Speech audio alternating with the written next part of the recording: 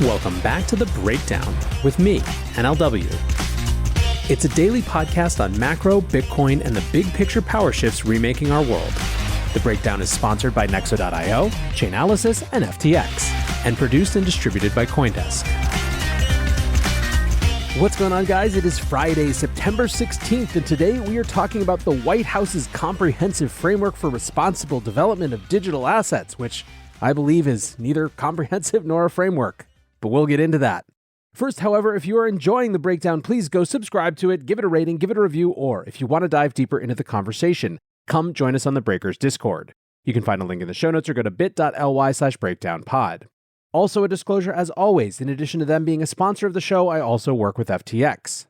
All right, well, listen, talk about ending the week with a bang. The White House this morning dropped what they titled a comprehensive framework for responsible development of digital assets. The Treasury Department also released 3 reports relating to crypto and digital assets. So today what we're going to do is look at these documents and see if we can make sense of where they leave us from a regulatory perspective. All of this obviously comes as a follow-up to the Biden executive order on digital assets that came in March. We're now seeing the result of these 6 months of intervening study and research. So as I mentioned, the U.S. Department of the Treasury published 3 reports today. One was on the future of money and payments, one was on implications for consumers, investors, and businesses, and one was an action plan to address illicit financing risks of digital assets.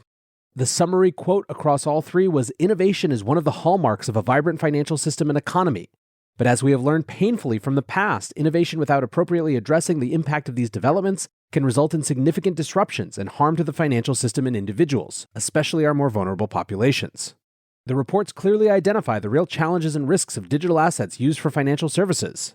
At the same time, if these risks are mitigated, digital assets and other emerging technologies could offer significant opportunities.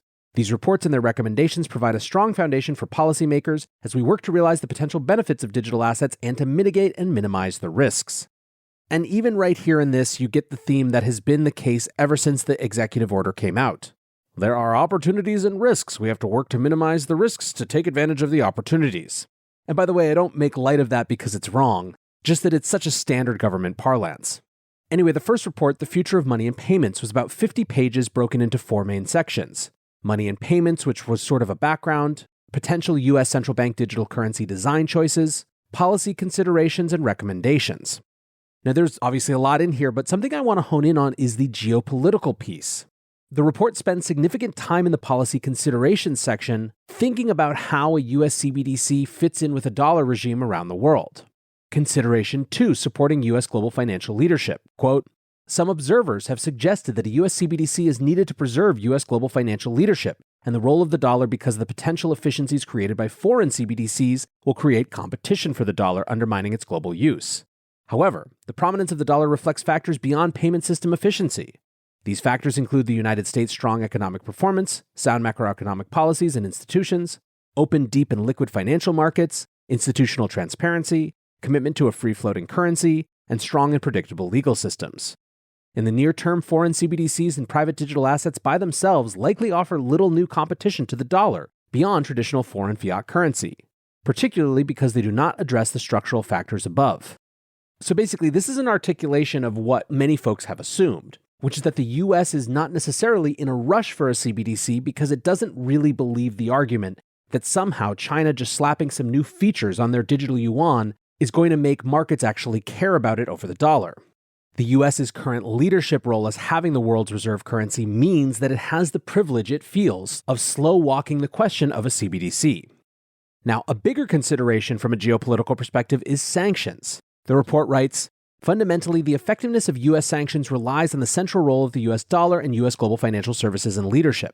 As previously stated, neither foreign CBDCs nor private sector-issued digital assets are likely to have a significant impact on either of these factors in the near term. Over time, however, it is possible that a U.S. CBDC could help to maintain U.S. leadership in the international financial system, and thereby contribute to preserving the effectiveness of sanctions and other financial measures to address threats to national security, foreign policy, and economy of the United States."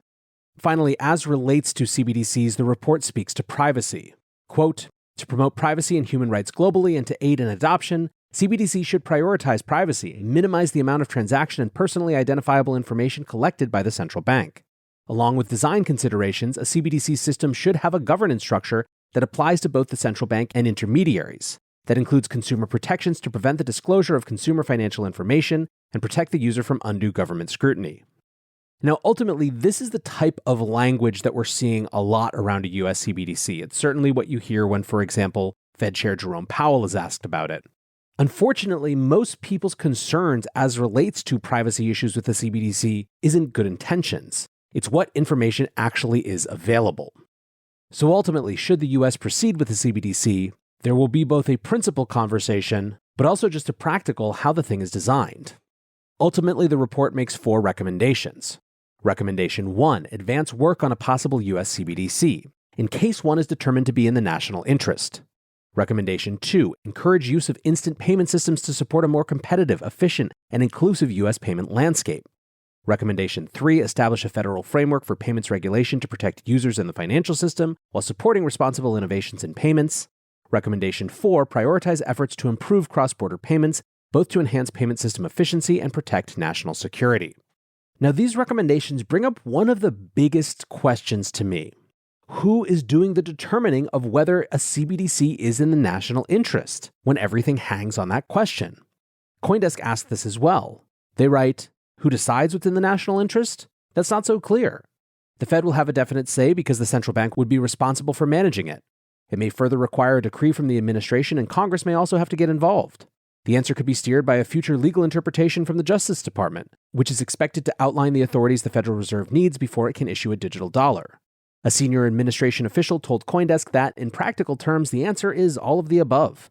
The Fed is independent but will collaborate on an answer with lawmakers, the administration, and other federal agencies to decide the national interest. Now, the interesting thing about this is that Fed Chair Powell has made it clear that he does not want, nor does he believe the Federal Reserve has, the authority to just decide to do a CBDC.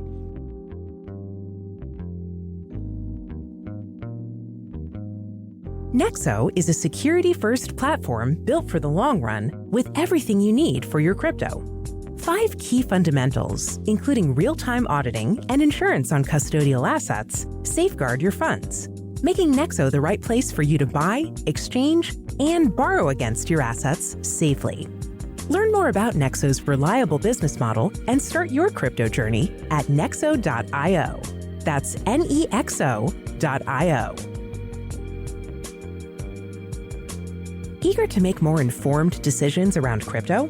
Chainalysis is here to help.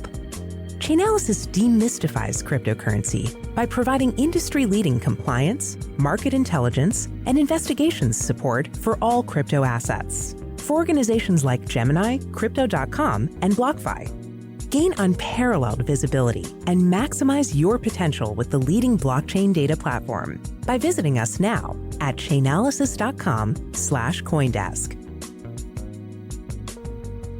The breakdown is sponsored by FTX US. FTX US is the safe, regulated way to buy and sell Bitcoin and other digital assets, with up to 85% lower fees than competitors. There are no fixed minimum fees, no ACH transaction fees, and no withdrawal fees. One of the largest exchanges in the US, FTX US is also the only leading exchange that supports both Ethereum and Solana NFTs. When you trade NFTs on FTX, you pay no gas fees. Download the FTX app today and use referral code BREAKDOWN to support the show.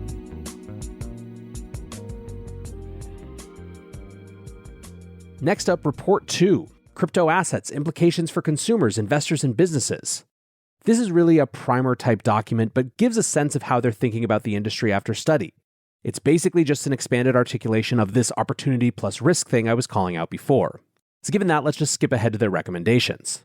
Recommendation 1. U.S. regulatory and law enforcement agencies should, as appropriate, vigilantly monitor the crypto asset sector for unlawful activity, aggressively pursue investigations, and continue to bring civil and criminal actions to enforce applicable laws with a particular focus on consumer, investor, and market protection.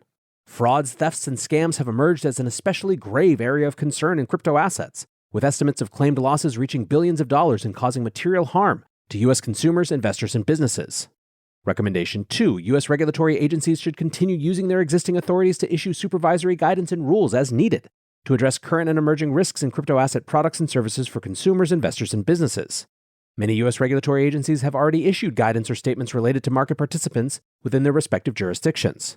Such actions benefit consumers and investors of crypto assets and entities offering crypto asset products and services by reducing uncertainty for business operations and raising conduct standards to facilitate responsible innovation.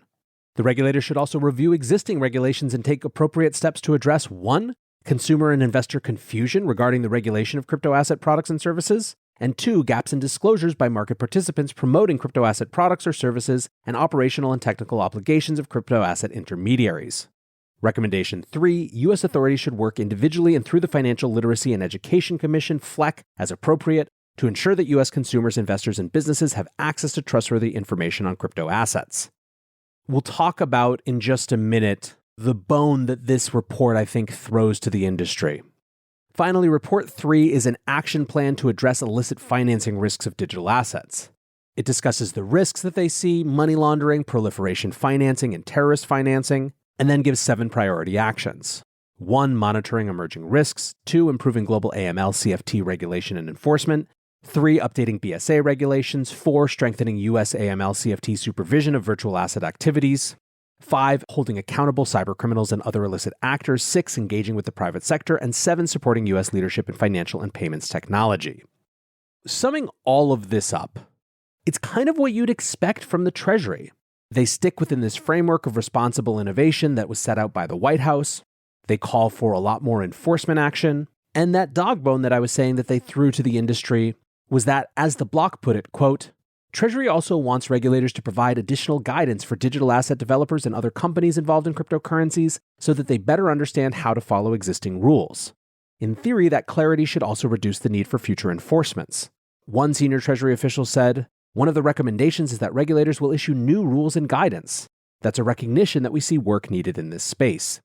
This is sort of a direct contravening, of course, of folks like Gary Gensler at the SEC, who has effectively said that new specific regulations are not needed and that all the guidance that the crypto industry needs is already available. It's also worth noting that the Treasury Department was intentional about avoiding specific legislative proposals, noting that multiple bills have been introduced, and that they were committed to, quote, working with the Hill closely to ensure that we're working arm in arm. So let's then talk about the White House report. The report starts, over the last 6 months, agencies across the government have worked together to develop frameworks and policy recommendations that advance 6 key priorities identified in the executive order. The 9 reports submitted to the president to date, consistent with the EO's deadlines, reflect the input and expertise of diverse stakeholders. Together, they articulate a clear framework for responsible digital asset development and pave the way for further action at home and abroad. We shall see.